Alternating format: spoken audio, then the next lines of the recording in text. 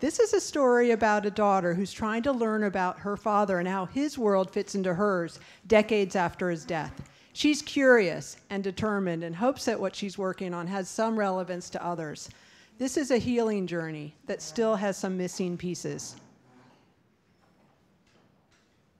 The pieces are part of a puzzle that include love of family and love of the earth. Some of the pieces are missing. Some are filled with mystery.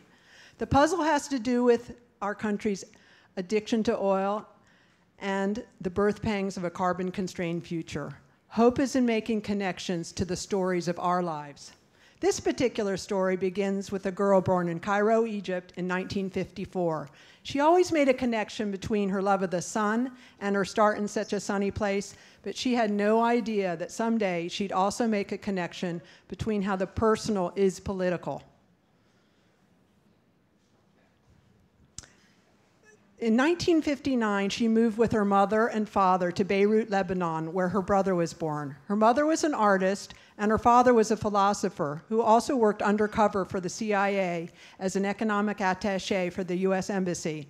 In Beirut, he became an oil industry consultant.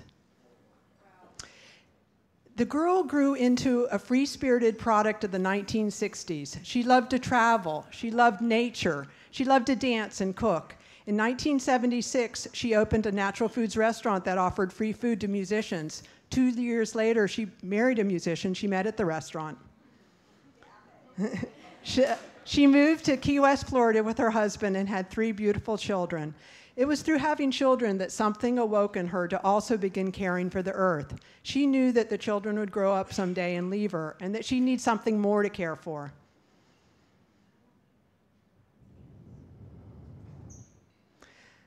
In North Carolina, she had the opportunity to begin working to promote the use of alternative fuels. She learned that our country uses 22% of the world's oil with less than 5% of the world's population, and that the majority of that oil, about 70%, is used for transportation.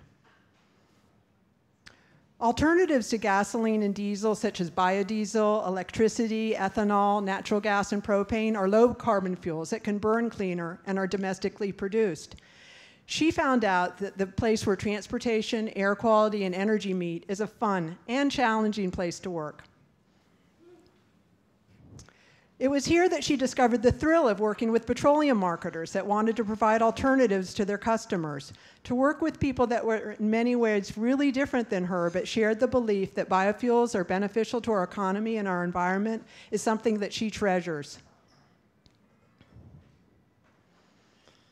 She began to make a connection between her work and her father's. By Googling his name, James M. Eichelberger, with CIA, she discovered lots of resources. In this book, she found that her father worked for the amazing Wanda Jablonski when Wanda was starting Petroleum Intelligence Weekly, an influential trade magazine. Her father attended the Second Arab Petroleum Congress in 1960 in Beirut. Wanda Jablonski also attended and wrote about how the Saudi oil minister had given a riveting speech there. At the time, the oil nationalists were the underdogs trying to wrest power from the major oil companies whom they considered imperialists. She began corresponding with a Palestinian author, Saeed Abourish. In this book, he discusses how the Egyptian president had American friends, including her father. His father had been the Time magazine bureau chief in Beirut and thought highly of her father. She also wanted to think highly of her father.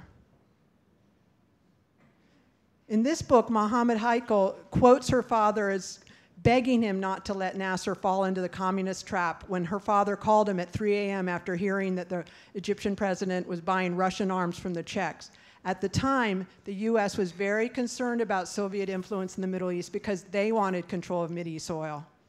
Miles Copeland was her father's partner in the Middle East, and he also wrote several books. In this one, she was thrilled to see that her father got more references than the US president. She learned a lot, including that her father was the so-called brains behind them getting into the oil industry.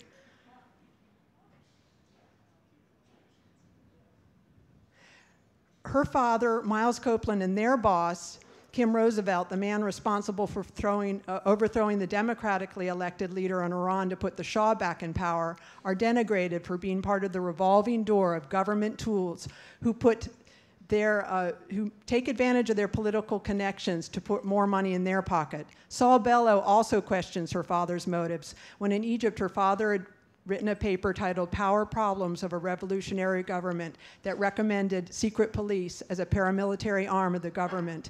He questions whether father is simply a professional with a client to please, a job to do. She wanted to find out for herself what her father did for the CIA and requested his records. After waiting 14 months for a response, she received a response from the CIA saying they could neither confirm nor deny a relationship with their father, and so she couldn't get anything from them.